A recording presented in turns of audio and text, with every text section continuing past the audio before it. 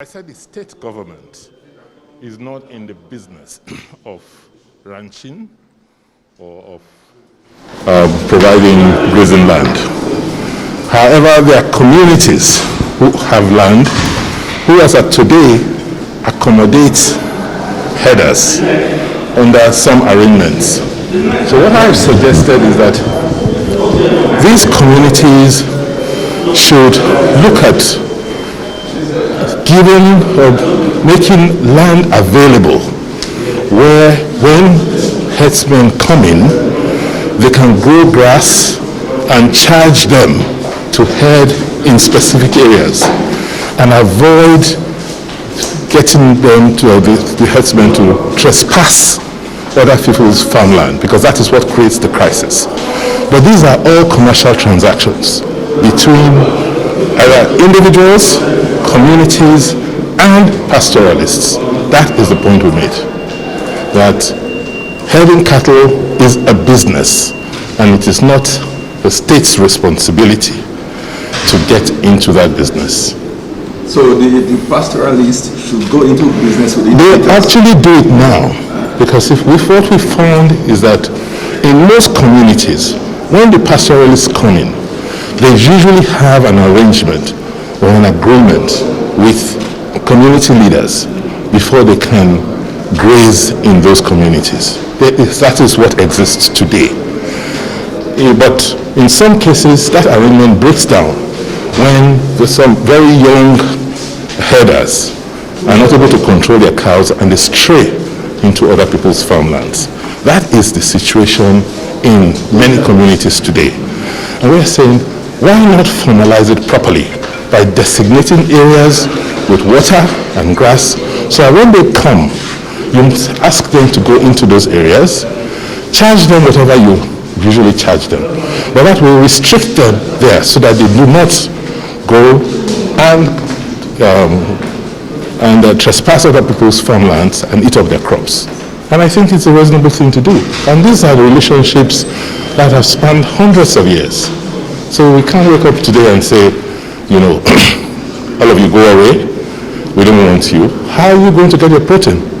So you were at the meeting, is this the same interpretation given to the grazing reserves decision we took last month? Yes, separate aspects. First, particularly in the north, where a lot of the herdsmen reside or come from, they have traditionally had reserves. And part of the decision is, now let us ensure that most herders are now made sedentary. They are now forced to or encouraged to move their cattle and graze in reserved land and not wander with those cattle across the country. And that open grazing is no longer viable. That is one decision we arrived at. And that states should be encouraged to support, you know, the setting up of such grazing reserves. And that hasn't changed. Quickly, sir, your government said some opposition politicians are trying to feed into the issue of herdsmen to create some crisis. What exactly are you talking about? If you just go through some blogs and some of the narratives, the messages sent around, you know, around online and social media, you can see a correlation. For instance, the people who are pushing the message that I am giving grazing land in Edo, if you see them, they are the same blogs, the same people who are sponsoring opposition messages through my elections. So clearly, if you're in my position, what will be your conclusions? So, but apart from that, the people who have been pushing the narrative and just trying to create scare, trying to create trouble, are certainly not people who are in support of us. These are people who we defeated during the last elections. So clearly, you know, yes, we're not saying that we don't have challenges, we have security challenges, but leadership, or people who have aspired to leadership, So they should not be irresponsible about trying to help resolve. You don't inflame already, a situation that's already tenuous, and that's what we're finding out. Thank you. Well, I attend to rub minds with the Chief of Staff. We've been having challenges with not just only bandits in our forests, but illegal loggers. There's been an invasion of our forests with people with armed loggers coming in to indiscriminately just log our forests. I'm sure you would have seen news about the Okomu National Park and the Okomu Forests.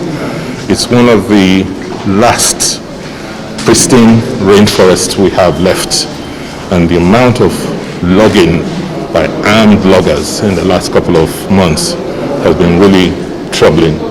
And they're also affecting the wildlife. That reserve hosts some very rare species of animals, and with this avalanche of loggers, we are losing them.